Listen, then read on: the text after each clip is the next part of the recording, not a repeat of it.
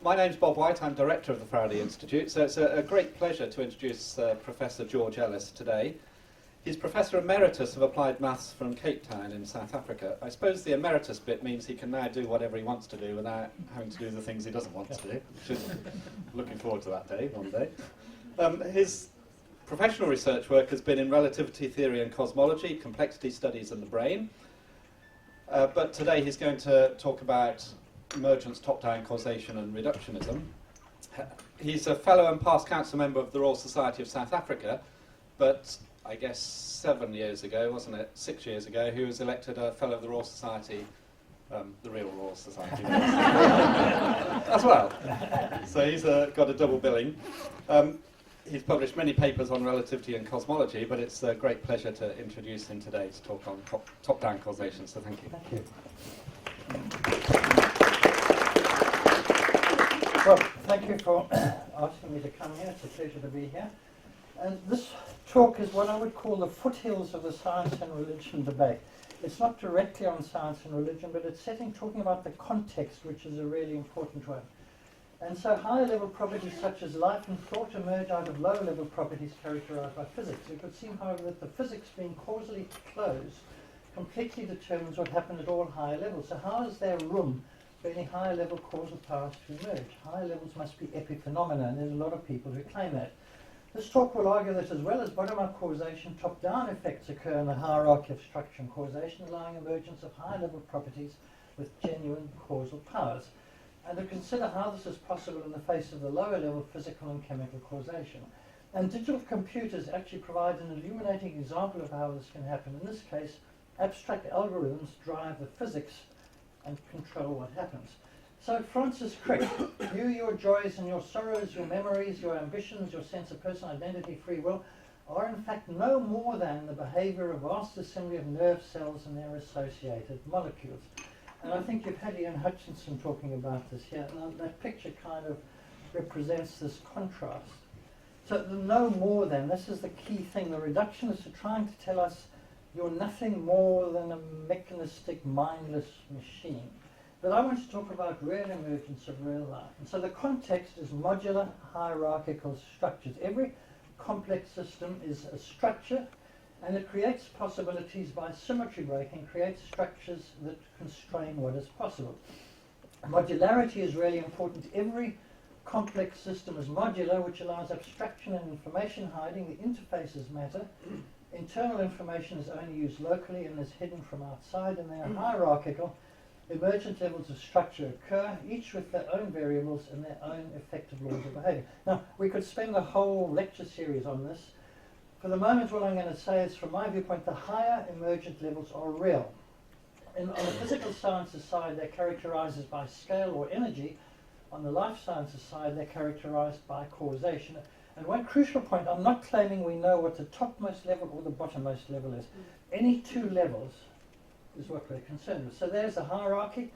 Particle physics underlies atomic physics, underlies chemistry, underlies biochemistry, underlies cell biology, neurology, underlies botany, zoology, physiology, psychology, sociology, economics, politics.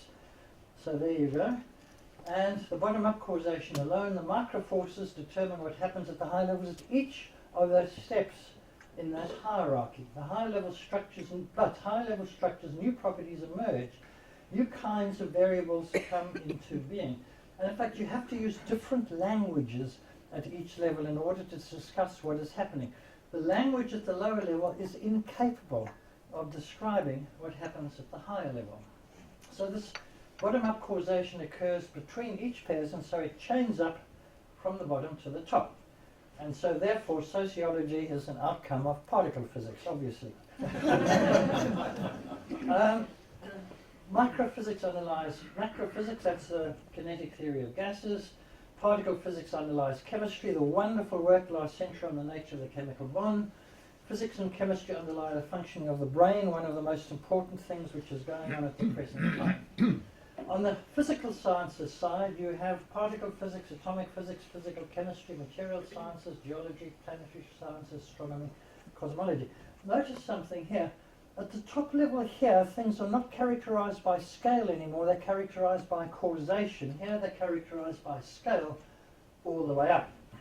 And so again, microphysics underlies macrophysics, physics underlies chemistry, gravity underlies events in astronomy, and so on. Now, contextual effects occur when high levels of the hierarchy causally affect what happens in the lower levels in a coordinated way. It happens between adjacent layers and chains down, and the crucial thing which happens, you're now getting feedback loops between levels, and that's where the complexity comes, because the lower level affects the higher, and the higher level affects the lower one. And so there's top-down causation as well. And this is what I have to persuade you about. Some people, when I talk about that, saying it doesn't occur, it's an epiphenomenon, they don't believe it. I talked about this at the Royal Society in London once, and Lewis Walford got up and said, I don't believe a word you said in the whole talk. But epigenetics determines what happens in cell biology. One of the great changes in the past 20 years or so is the understanding it isn't true that the molecular stuff is only going upwards, it's also going downwards in cell biology. Cell processes initiate chemical cycles. The mind controls physiological events such as walking. When I walk, it's because my mind has told muscles in my cell to walk, which means it's made chemicals move, it's made electrons move. My mind is able to control, in some sense, electrons in my foot. Now, contextual effects work by setting constraints for lower level causation, which channels the interaction. And it's one of these paradoxes. When you channel interaction, you create new possibilities. Constraints generate possibilities. The initial higher level state described by higher level variables influences the dynamics. If you change the high level variable, the lower level processes and consequent higher level outcome changes. And that makes it a contextual effect. So the higher level variables can change lower level effects. Now, the constraint thing, if you have a gas, the random motions and nothing very interesting happens. When you channel the flow of electrons, you've got a network, and that's when interesting things can occur. So the point about it is structures constrain and channel causal effects. Reliable behavior of complex systems arises from carefully designed complex structuring, and the details matter. If you change some of those connections, then the thing will probably not work. Okay? If you change some of these connections over here, then you're going to get the wrong output coming out of it. The micro details essentially alter the macro behavior. For a kinetic gas, the micro details do not affect the macro structure. With this kind of system, the micro details do affect the macro structure. You can't coarse grain to determine the macro variables. Now, I'm going to give you some examples of top-down causation. The first one is the origin of biological information. The development of DNA codings, a particular sequence of bases in DNA, happens through an evolutionary process, standard Darwinian stuff, which results in adaptation of an organism to its ecological niche. Now, this is a classical case of top-down action from the environment to detailed biological microstructure. Through the process of Darwinian adaptation, based on random mutations, the environment with other factors fixes the specific DNA coding. There's no way you can predict the DNA coding on the basis of biochemistry or microphysics. You're wasting your time going to a biochemist and say, predict for me the sequence in DNA. They can't do it, nor can a physicist. You can't even ask the appropriate questions in their language. But this is the way new information comes into biological processes, and it's unpredictable because there's a random element in the process. So this is a polar bear, and the environment is a white environment. And in effect, that environment has told this bear it's a better idea to be white than black in this environment. So the environment, through Darwinian processes, over courses of many generations, is told, in effect, by the environment, you better be white. That goes down into the DNA sequence. It fixes specific parts of the DNA sequence. If this was in the Canadian forest, it would be black, the bear would be black or brown, it wouldn't be white. So through natural selection, top-down action from the environment codes information about appropriate responses to the environment into the detailed base sequence in the animal's DNA. If the environment is different, you get different DNA codings. And so the ecological context changes that. I'm not saying it uniquely determines it, but it crucially affects what that is. Now, when you read this stuff, it's also a top-down process. The reading of biological information, epigenetic process, takes place in an explicitly top-down way, and that's the core of developmental biology. Which specific gene gets read when and where is controlled by the developmental context, mediated by biological markers carrying positional information. Environmental agents can result in changes to an individual's phenotype and often implemented when signals from the environment elicit epigenetic changes in gene expression. Epialleles, changes in chromosome structure that alter gene expression, can be induced by environmental agents and transmitted across generations. And I love this book by Scott Gilbert called Ecological Developmental Biology, Integrating Epigenetics, Medicine and Evolution. And so the environment is affecting the way that the genes are read, as well as the way that the genes came into existence. Now, the brain. Vision is a fantastic example of top-down action. The visual system does not work by information going from the eye through to the visual areas and then being interpreted. The idea that stuff comes in, it's recorded on the retina and it reads through and it creates an image, that isn't the way that it works. Rather, an ongoing process takes place whereby the cortex predicts what should be seen, fills in missing data, and interprets what's seen on the basis of expectations. Your expectations don't change how you think what you see, they change what you actually see. And this can be demonstrated by visual illusions. The mind determines what you see in a top-down way, facilitated by reciprocal connections in the brain. Now, that looks like a three-dimensional structure. But it's not a three-dimensional structure, it's two-dimensional. But it's almost impossible for you to see it as two-dimensional. It's an illusion. I love this particular one. Can anybody see any triangles there? Yes. There are no triangles in that picture, none at all. But your mind cannot help seeing two triangles. The mind fills in what isn't there. And it's not that you think there are triangles, you see triangles, okay? Can you see that thing moving? Nothing is moving. There's a flashing on and off on the left, and there's a flashing on the right. It looks like it's moving, but it isn't. Your mind is telling you it's moving, and nothing is actually moving. And I love this one. It's a set of points which your mind interprets as being a walking thing. Everyone with normal vision sees the people walking. This perceptual phenomenon is robust. It's easily repeatable experiment. Your mind is fitting a model to what is coming in and telling you, wow, we're seeing this guy walking. Actually, what you're seeing is 12 points which are being moved in an algorithmic way. So there are top-down influences on visual processing all the way. Reentrant or feedback pathways between cortical areas carry rich and varied information about behavioral context, including attention, expectation, perceptual tasks, working memory, and motor commands. Neurons receiving such inputs effectively function as adaptive processors, able to assume different functional states according to the task being executed. So that's the top-down way that the context is changing the way that the neurons function. Recent data suggests that the selection of particular inputs representing different components of an association field enable neurons to take on different functional roles. And this is a review from Nature Neuroscience. Now, there's also social influences from the social environment. The Social Construction of Reality is a classic book from the old days about the sociology of knowledge. Central concepts of the social construction of reality is that persons and groups interacting in a social system create over time concepts or mental representations of each other's actions. These concepts eventually become habituated in our minds into reciprocal roles played by the actors in relation to each other. When these roles are made available to other members of society to enter into and play out, the reciprocal interactions are said to be institutionalized. In the process of its institutionalization, meaning is embedded in society. Knowledge and people's conceptions of what reality is becoming embedded in the institutional fabric of society, and reality is therefore said to be socially constructed. That is social reality. That's embodied in the details of the cortical connections in your brain. For instance, if you're in a society where the language is English, you've got different connections in your brain than the language of a society with Chinese. I love this book by Merlin Donald called The Origins of the Modern Mind and a Mind So Rare.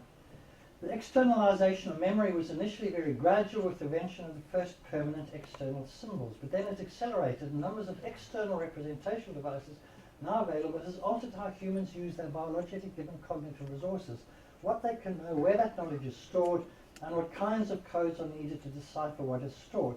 When we study literate English-speaking adults living in a technologically advanced society, we're looking at a subtype that's not any more typical of the Homo species than the members of a hunter-gatherer group. The human cognitive system, down to the level of its internal modular organization, is affected not only by its genetic inheritance, but by its particular cultural history. So this is the cultural context affecting the brain, and I'll skip a couple more of these. Now, computers. The computer is a fantastic example because we can understand everything going on in the computer. So now this is a computer network. There's a global network, a local network, the computer, the motherboards, the memory banks, the CPU, memory circuits, arithmetic logic unit, primary memory, the bus, the logic circuits, the registers, the transistors, resistors, capacitors, the atoms, the nucleons, the quarks, and the superstrings, which underlie this whole thing. And this is what it looks like here, and this is the details of what the computer looks like. Now, how does causation work? The computer does nothing for you until you load software. Now, the software is also hierarchically structured. Application programs, problem-oriented language level, assembly language, operating system level, instruction set architecture level, microarchitecture level, digital logic level, and the device level. And the device level is the physical level. Every single one of these is abstract.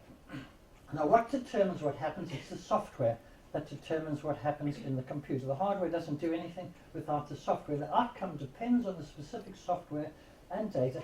And the thing about this is software is an abstract entity. Software is not a physical thing. Software is not made of protons and neutrons and electrons. It's abstract. All the higher levels are virtual machines. They are not physical systems. Okay? They are based at the bottom. And the point is the same software at the higher level can be written in many different languages at different levels. And the thing is that the software is abstract. It represents an abstract entity which can be instantiated in many, many different ways at the lower level. You've got on the logical side design patterns, programs, subroutines, algorithms, macros, pseudo-instructions, Boolean algebra, which goes down to the circuits and gates. On the data side, you've got data structures, classes, objects, data, words, bytes, bits, which then get coded in patterns of electrons. And this is the hierarchical structure which is taking place, and it's a complex set of interlocking hierarchies. What determines what happens? The higher levels drive the lower levels.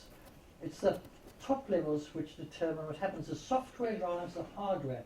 And so the physics at the bottom, which electrons flow through which gates, is determined by what processes, what algorithm you've loaded into your computer. And this is a wonderful example of an absolutely mechanistic machine in which the logic which controls the machine is abstract, and it determines what happens. The software, abstract entities, shape the interactions. The software is not a physical thing. It's realized or instantiated as energetic states in a computer memory.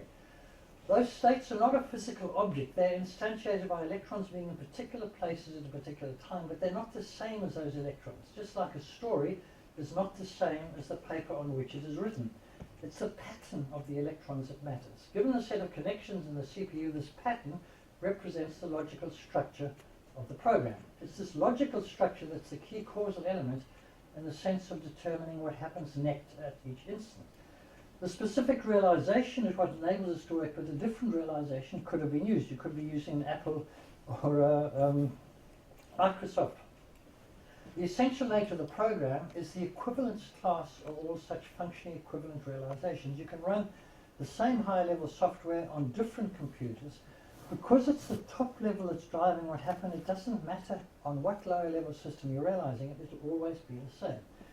And the result is that this abstract system creates physical objects. The abstract algorithms have causal power because these aircraft wouldn't exist if these abstract patterns weren't causally effective.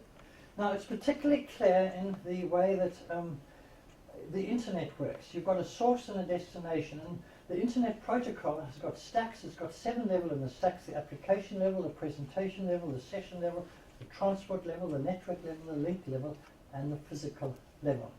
And that's the same on both sides. And what happens is the process is top-down at the source. The logic of these processes determine what happens. The software drives the hardware. It's bottom-up at the destination. So you type in a message you want to send over the internet. It goes down through these layers, it goes down to the network level, the link level, where it gets translated into naughts and ones, where the physical level, where it may go by wireless or it may go over cable, it gets split up into packets, gets sent to the other side, so it gets transmitted to the other side, and it then gets unwound to the same level, and the effect is the same level effect. So it goes down, it goes along, it goes up, and the effective stuff is at the same level. And that's a classic example of how top-down causation works and creates same level effect. Encapsulation takes place where extra information is added at each level on the way down and stripped on the way up, and you don't know which pattern it went, you don't know the addresses that were used, you don't know the coding that was used, all you know is an effective high-level behavior in what happens. And it's because it goes down, it goes along, it goes up, and it gives you the same level behavior. And so the kind of thing which is driving it, the logic of what is happening, is the logic of algorithms. And here's quicksort. Quicksort is a standard system. In computers, it's not the physics that's driving, it's the logic of these algorithms. This algorithm replaces the equations as the driving logic of what's happened in a computer, and it's this logic which determines which electron will flow through which gate at which instant. You can't derive algorithmic logic from physics. Maxwell's equations won't give you quicksort. It's not even conceivable. But it's this logic of the algorithms that drives what happens at the higher levels and then what happens at the lower levels. Now, the underlying physics allows this to happen. It dances to the tune of this abstract logic, which gets embodied in particular patterns of energy states, but it's abstract system which is controlling what happens. In physics, a classic example of top-down causation is the arrow of time. The fundamental laws of physics, except for one very weak exception, are time reversible. But in the real universe, time goes in one direction and not the other one. And this is a major problem for physics. Entropy increases to the future, but in the microphysics, there is no arrow of time. Maxwell's equations doesn't know the future. Newton's equations doesn't know the future. Einstein's equations doesn't know the future. So microphysics is time symmetric. The future and the past are equal. How does the microphysics know the direction of time? Well, it's a consensus, I think, of physicists who've looked at this, that it comes from the global structure of cosmology. The universe is very, very smooth in the past. And if that wasn't true, the arrow of time would not be what it is. We started off in the universe from a very, very special initial state. Roger Penrose's recent book about this, called Cycles of Time, talks about this really very, very nicely. The arrow of time at the microscale is a result of initial conditions in the universe at the scale of cosmology, and that's an example of top-down causation in the physical world. Now, this question, but the physics is causally closed. How is it possible? If the physics is causally closed, I'm trying to influence from the top, but it's already determined at the bottom where is the room for this to happen. And so I'm going to give you a number of different ways in which there is room for it to happen. And the first is that the functioning according to the laws of physics of the past of a given nature is determined by the context. And I've already been kind of explaining that. Higher level purposes can construct physics to its end by changing the operating context or altering context-dependent constraints. Structure and boundary conditions crucially affect the outcomes. And that's an essential part of top-down action, and it leads to same-level action as we've seen. So the higher level set constraints on the lower level actions which break symmetries and so create new possibilities. And we've already looked at the computers. You've got exactly the same computer, load up a music program or load up a word processor, exactly the same physical system will give you music in the one case and text documents in the other. And so it's the context. So firstly you've got the context of the physical structure of the computer, and then you've got the context of the program you've loaded into it. That double context fixes what happens at the lower levels. It's a top-down way. Muscle cells in our body, if you use the same muscle cells for football or playing music, it's exactly the same things that are taking place at the micro level. The macro outcome is, of course, somewhat different. Okay, now, The idea that the lower levels are fixed and invariant and that they determine what happens in the other, it's based on the immense success of the kinetic theory of gases, where you have billiard ball models of molecules interacting with each other and generating pressure, temperature, density, and so on.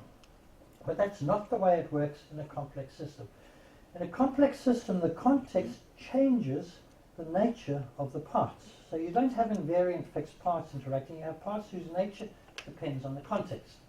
So we don't have just invariantly functioning parts assembled in different ways and so operating in different contexts. The nature of the parts, which is the way that they function, is affected by the context in a top-down way. Indeed, they're often adapted to their higher level function. Now, a hydrogen atom free is not the same thing as a hydrogen atom in a water molecule. It's completely different. So in a certain sense, it's completely wrong to say that water is made up of hydrogen. Once the hydrogen is in the water, it isn't hydrogen anymore. It's something else because it's behaving in a completely different kind of way. It used to be hydrogen, it's ex-hydrogen once it's in the water molecule.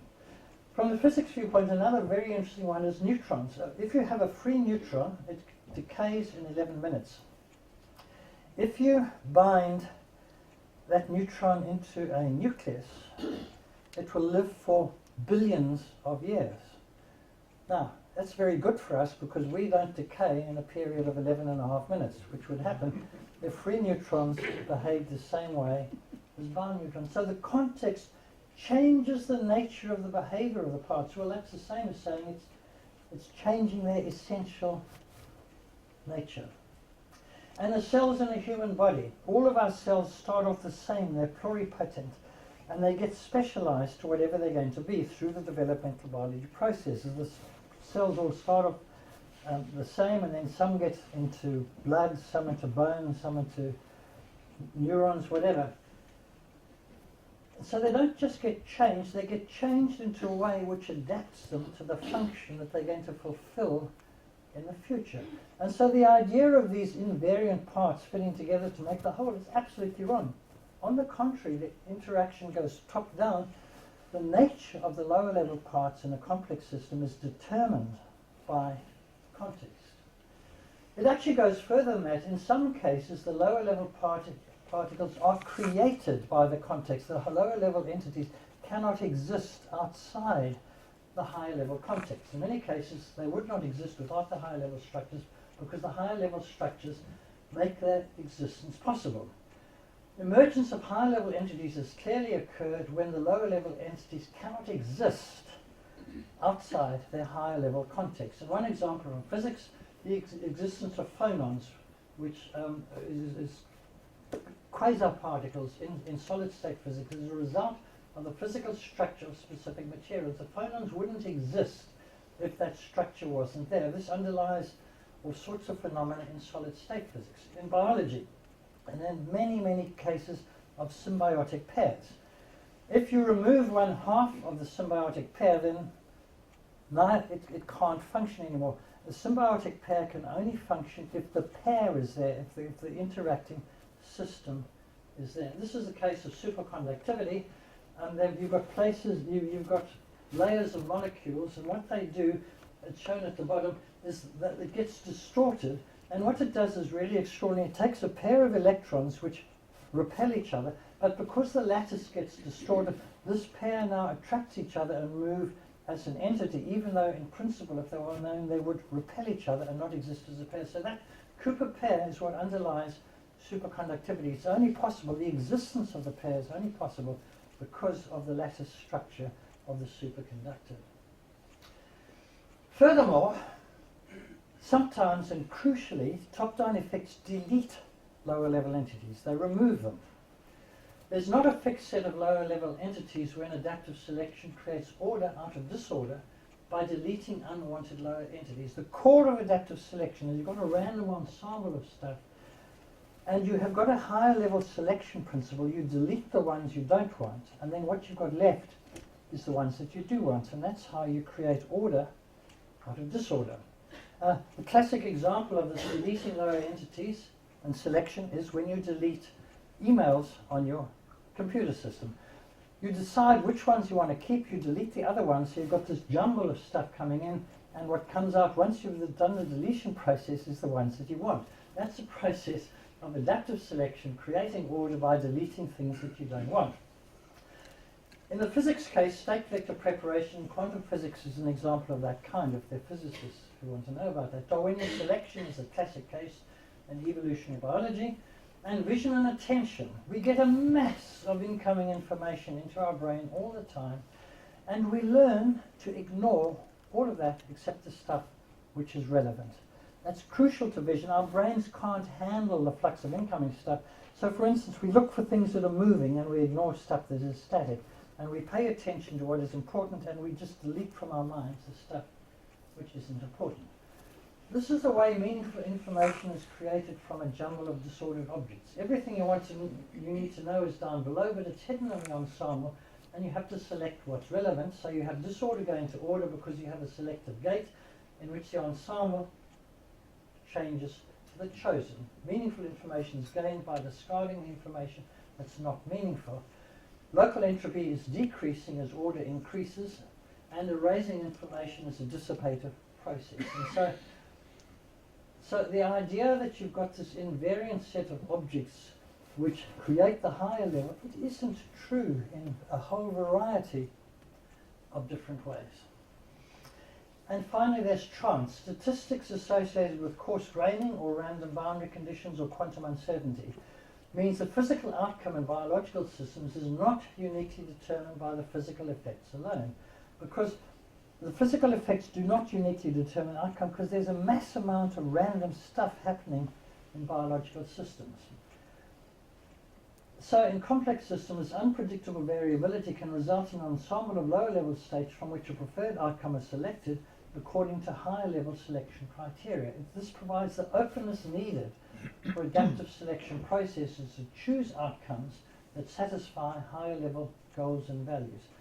Top-down selection leading to increased complexity is enabled by the randomness, and so there isn't this Laplacian determinism of a specific outcome coming out because there's a lot of randomness there, but you can choose what you want and create order out of disorder, as in the adaptive immune system, which functions basically in this way, or in the nanotechnology selection of desired products. These also work by this process of adaptive selection. So the big picture here, the viewport here, is that higher levels are causally real because they have demonstrable causal powers over the lower levels. In that hierarchy, are those levels real? They are real because they have causal powers, not only upwards but also downwards. Indeed, the issue of ontology is clear at all higher levels. It's only at the lower levels where quantum effects dominate that it gets murkier. I'm not going to talk about that. I suggest top-down effects from each level is the key to the rise of genuine complexity. In the issue of the origin of life, things self-assembled. It was bottom-up to a certain level. And then a crucial step in the evolution of life was when the flow started changing and information and effects started going downwards. Now that had to happen for the following reason. Living systems have to adapt to the environment. You can only adapt to the environment if you've got information coming in from the environment affecting your reactions, even your constitution, your nature. So you have to change from purely bottom-up to a top-down flow of information and causation in order that you create living systems adapted to the context in which they live. So the hypothesis is that bottom-up emergence by itself is strictly limited in terms of the complexity you give rise to. Emergence of genuine complexity is characterized by a reversal of information flow from bottom-up to top-down. And my colleague Paul Davies at the University of Arizona has written very interestingly about this. So the key point about causality in this context is that simultaneous multiple causality, interlevel as well as within each level, is always in operation in complex systems. Any attempt to characterize any partial cause as the whole, this phrase nothing but, is a misleading position, and I call this fundamentalism. Whenever anybody says a partial cause is the whole cause, I call that fundamentalism, and that's what happens in that phrase nothing but. We must acknowledge the entire causal web in operation. There's always multiple levels of explanation that all hold at the same time. There's no single explanation. So you can have a top-down explanation as well as a bottom-up, both being applicable. So let's go back to that aircraft. You remember the picture of that aircraft. Why does an aircraft fly? The bottom-up view is because of kinetic theory and Bernoulli's law. The wing is going along, the molecules are hitting it below and above. These ones are going faster than these because of the shape of the wing, so there's a resultant force. That's why the aircraft flies. Is that the whole story? Is that the complete story? No. The top-down view, it flies because it was designed to fly. Now, it costs a great deal of money to design an aircraft to fly. A brick doesn't fly because it's not designed to fly. And I really mean that. It costs a great deal of money. You had to get experts in fuels and structures and aerodynamics and the whole thing to make that. The same level view, the aircraft is flying because the pilot is sitting there in the cockpit and he's opened the throttle and he's guiding the plane. It wouldn't be flying unless the pilot was flying the aircraft. And the topmost level is it's flying because someone thinks it's going to make a profit for the company.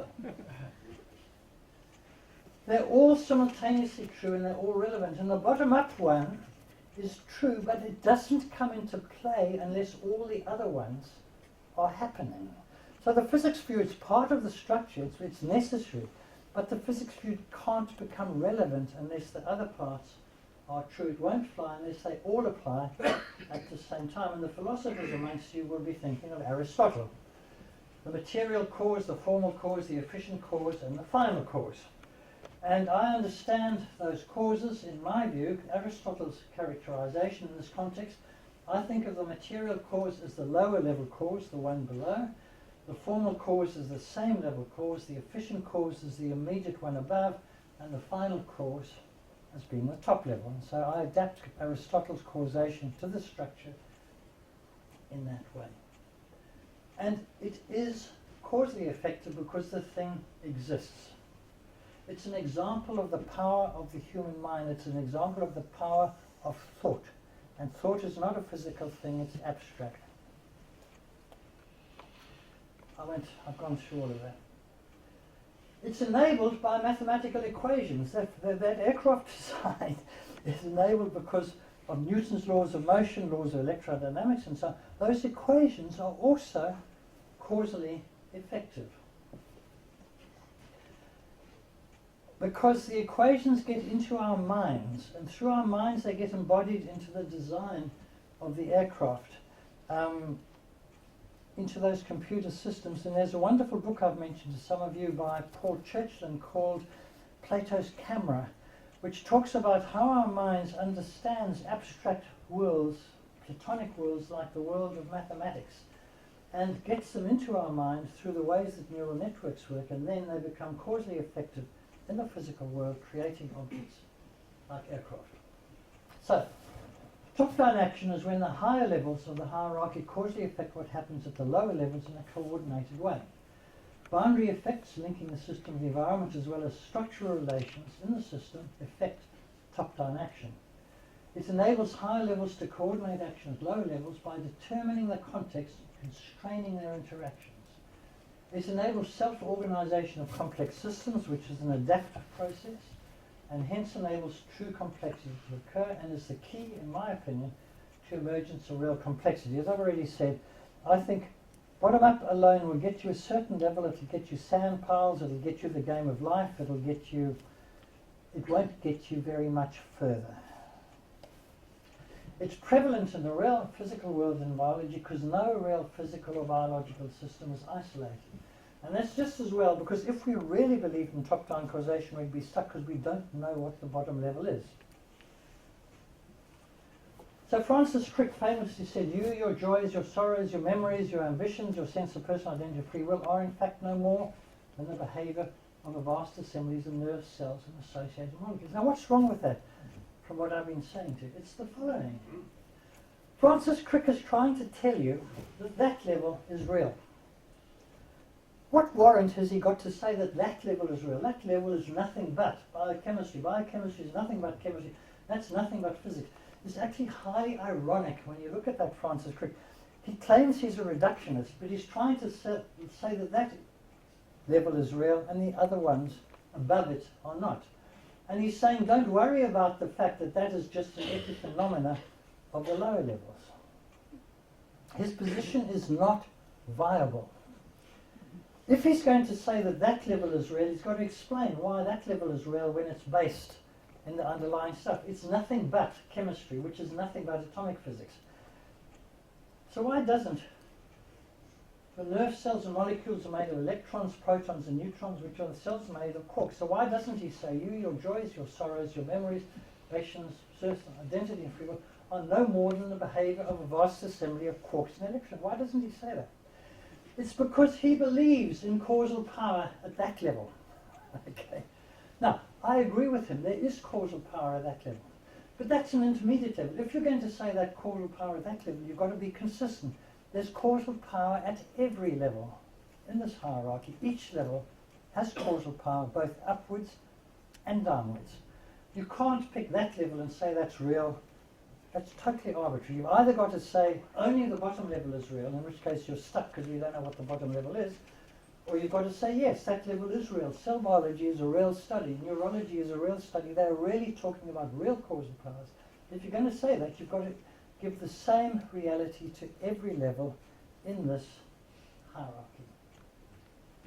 All levels are equally real and all have causal powers. There is no preferred level. And Dennis Noble's book, The Music of Life, is a beautiful talk illustration of this. Whoops. Oh dear. All right. I wanted to. This hasn't worked. Oh, no, I'm going to quit there. So the occurrence of top-down causation in biology, it's the key to evolution, adaptive selection, physiology, the heart and development. In the brain, it underlies all brain functions, vision, learning, reading, and the relation to society and computers. It enables software to control the flow of electrons in the bottom level gates. And this is enabled by the underlying physics. In physics, it occurs in determining the arrow of time, nucleosynthesis, superconductivity, state vector preparation, quantum measurement context. And I think I've tried to explain to you that I believe there is no problem, but the physics does underlie it. And this is the diagram which kind of shows how this works. You've got an upper level state, H1 at one level. It can be instantiated in three different ways, for example, at the lower level. The lower level dynamics moves L1 to L1 primed, L2 to L2 primed, and L3 to L3 primed. If L1 primed gives you a state H1 primed and L2 primed a state H2 primed and L3, if they give you different states, there isn't any coherent higher level dynamics. You've got chaotic dynamics there. In this case, the low level dynamics does not produce a coherent higher levels causation, and you have chaos. If all the lower level states corresponding to the first higher level state give you the same high level outcome, you've got a coherent outcome, and this is the case where emergence takes place, and it takes place, as I've already indicated. Top-down causation takes place, low-level causation takes place, goes up to the top, and it's equivalent to same level causation, and that's the way that each of the levels in this hierarchy are causally affected.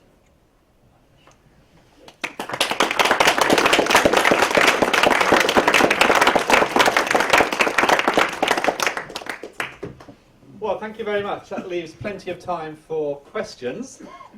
So there is a microphone over at the back, and there's the first question from the back, Colin, over there.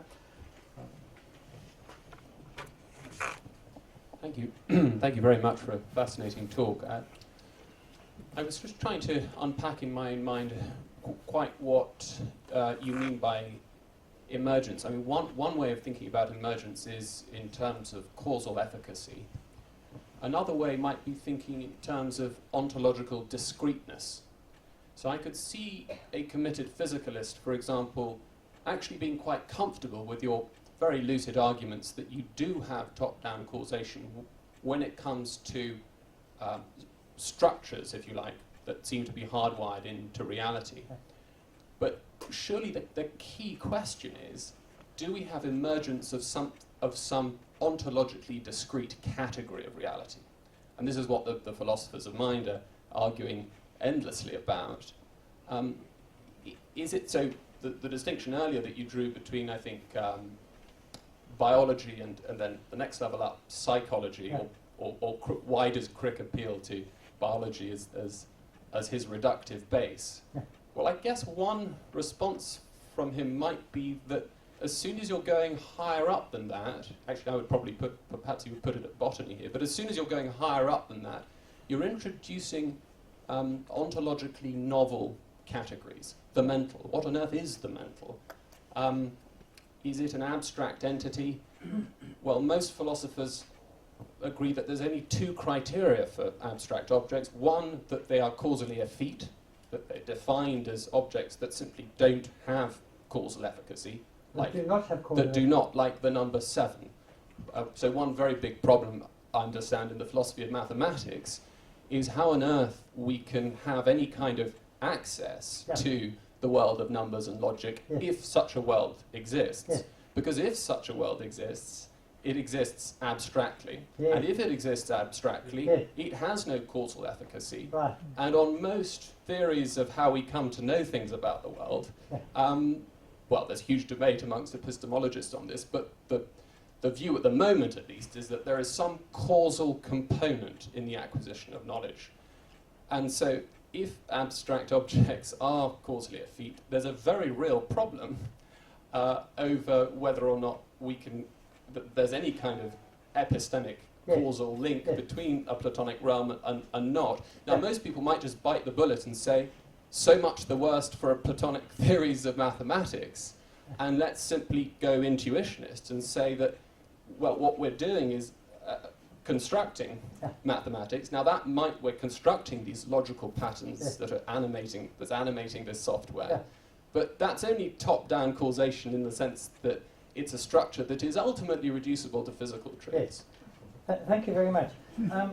So my position is that on the life sciences side, some of the higher level causally effective entities are abstract entities which cannot be obtained by coarse graining the lower level entities. Now the example there is a thought or an emotion or something like that. Thoughts are causally effective and emotions are causally effective. Now you can try to deconstruct them and say the thoughts are nothing but chemical states, but of course they're not just chemical states. A thought is a thought, it's not a chemical state. Accused of begging the question. So? You might be accused of begging the question. The question is, are they? Yeah, well, let me go on to the abstract entities. My position on this is that I'm a mathematical Platonist. I believe strongly in a mathematical Platonical world, and I believe that for the same kind of reasons that Roger Penrose and other mathematicians do. It's because we have things we discover which we did not want to discover. Like we did not want to discover that the square root of 2 is irrational. It is forced on us by the nature of the mathematical world, and anybody out there will know that the square root of 2 is irrational. It doesn't depend on this time or this place. It was true before the universe began, and it will be true after the universe comes to an end. Okay. So I believe in the Platonic mathematical world. Now the question is then, how does the mind have access to it? And the claim that a mathematical world can't be causally effective is, in my opinion, wrong. And I briefly mentioned, I will mention it again, Paul Chetlin's new book, Plato's Camera, is a wonderful description of how neural networks are able to understand patterns, generalize them, and discover the world of Platonic realities. And so now, as many people are surprised that someone like Paul Chetling would say this, it's a fantastic book, and it's called Plato's Camera because he sees the brain as able to record what is happening in these Platonic worlds. So my position is there are Platonic worlds, and they can be causally effective.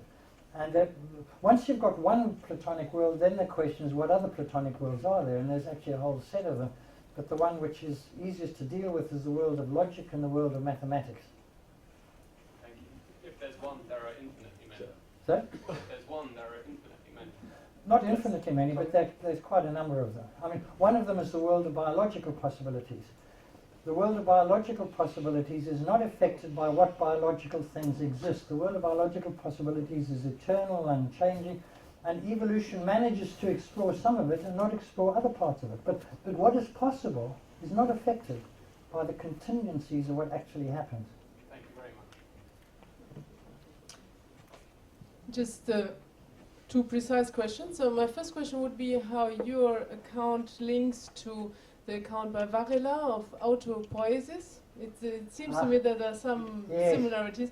And perhaps the second question is, you say that in certain circumstances you can select the random results or Yeah. the result of a random process, does it really work for quantum events? Because I would think that in quantum case, it's real random and nobody can select the outcome. Okay, firstly, autopoiesis. I've always had problems understanding what autopoiesis is. I find it quite obscure, and I'm sure I should understand it better, and I will be trying to understand it better, but it seems partly to be that the system affects the environment, which in evolutionary theory is the issue of niche construction, that the flow isn't only from the environment to the system, but from the system to the environment, and that certainly is true. Partly it's, the real answer is I don't yet know enough about autopoiesis to give you a proper answer to that. The second question was On quantum randomness, Quantum if you can really yes. select Yes. the outcome of the quantum process. The current understanding of quantum randomness is that it's a genuine, it's not an epistemic uncertainty, it's ontological. There is no predictability in quantum physics. There are various hidden variable theories which people have tried, and they don't seem to work very well. My colleagues, my quantum physics and colleagues in Oxford and I are talking something about what they call ontic states, which is a kind of hidden variable theory, and they're excited that there may be some kind of deterministic states underlying it. There's pilot wave theory and so on. But my current, I go along with at the moment, for want of anything better, to say that I believe that quantum physics is genuinely indeterministic. Now, however, there are very intriguing hints that what I've called adaptive selection plays a role in quantum physics. And I very briefly mentioned that we're going to the issue of state vector preparation in quantum physics is a very curious. If you're a quantum physicist and you prepare a specific state, that's a non-unitary transformation, which is not possible according to Schrödinger's equation. And it happens because there's top-down action from the apparatus to the quantum states in different ways which I could describe to you. I've got a paper on the archive about that. So I believe it's absolutely clear that top-down action of exactly the kind I'm talking about takes place through adaptive selection in the case of state vector preparation. It is my belief that we will eventually understand the quantum measurement processes as in some sense being a process of adaptive selection, a top-down process, where there's a variety of states and one is selected by the context. Now that's a hope or a belief, and it's not realized yet, but I think there's work to be done there. Let's go back. Unlike, Yeah, it's fine. Carry on. okay. If I understood you, unlike your colleague in London, I agree with everything you said, but I think I do have some question about the nature of explanation in this account. If I understood you right, your model of top-down causation is when a larger context influences the behavior of some activities that go on inside that context. Yeah. Fair enough. But if we're going to think of consciousness as a cause, because you said I chose to use my arm, it doesn't that imply that consciousness is in some sense a larger context? And if that's the implication, what in the world does that mean? I'm not pretending that I can solve the problem of consciousness. What I do claim is that there isn't any question whatever that consciousness is causally effective. Every single thing in this room was designed by the human mind. There's no question that consciousness is causally effective. It changes things in the physical world. So in the hierarchy, the question is what happens to the hierarchy on the biological side as you go higher. It isn't a question of scale anymore. And the hierarchy changes on the biological side from being to do with physical things to do with abstract things. That's what makes it really quite interesting, or to some degree it does. Now, this is a little bit the same as on the computers, and it's one of the reasons I emphasize the computers, that on the computer side, you have actually two interlocking hierarchies. You've got what I call the implementation hierarchy and the logical hierarchy. They're orthogonal hierarchies. And in the implementation hierarchy in the computers, as I've explained in some detail, it's physical at the bottommost level only, and every one of the other machines in the computer hierarchy is a virtual machine, and they are causally effective. Each determines what happens at the level below. And incidentally, one of the things I've just become amazed about is discovering how compilers work in a computer. They're the most astonishing. The compiler is the way that this chains down in a computer. It's absolutely explicit in the way a compiler works. So in terms of the mind, I do not know the answer to the question, but in some sense or other, I believe something similar to what's happening in the computers. I'm not saying the mind is a computer, but I'm saying something rather similar will be happening in the computer. One of the things people haven't done in the mind is try to do the analog. In the machine, I showed you the 7 different levels of language that occurs in the machine, from the operating down, from the applications program down to the machine level code. Something similar must be happening in the mind, and that's a part of the mind which has not been really explored. We'll come to the front and then perhaps quickly have time for one last one. Actually, I'll just pick you up on one thing. Not everything in this room was designed by humans. The air you breathe wasn't. And that's quite important. Okay. In the description of things as being top-down, what you seem to be taking a shortcut on is the fact that if anything evolves, you actually begin with a completely random change, of which 1 in a million is something that can reproduce, and there'll be another one like it. But everything else you won't notice because it won't exist at all. It starts at a completely random change. Some of the random changes work, so they reproduce, and then you see a different species or whatever it is. But at an absolutely fundamental level, the change that you've got is completely random, and then the ones that work, if you like, select themselves because they work. And that's the level at which it works. So there's this complete break between what you design. You might design 1 million aircraft that don't fly, but the one that works is the one that flies, and that's the one that you will continue to develop. Yes, correct. And you seem to be taking a shortcut and missing that step between the random completely at the bottom and the purpose in everything else, which is done by a kind of self-selection. Well, I didn't make any comments. I didn't really make comments on the origin of life. The key step in the origin of life is to make the transition from inanimate stuff to some system where adaptive selection can work.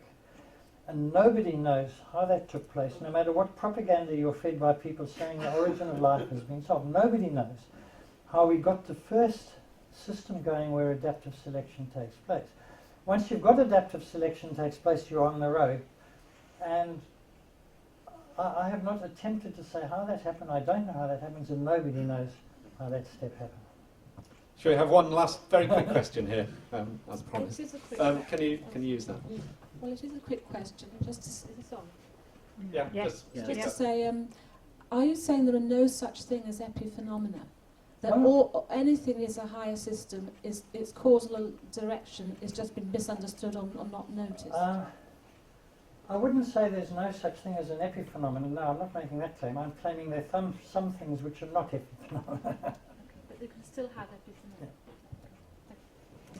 Well, that's, I promised we'd finish at 2. Just before we thank George again, let me advertise the next talk, which is in 2 weeks' time, same place, same time, by Professor James Jones, who's in this room at the moment, on Does Cognitive Psychology Subvert Religious Belief? So that's an interesting title.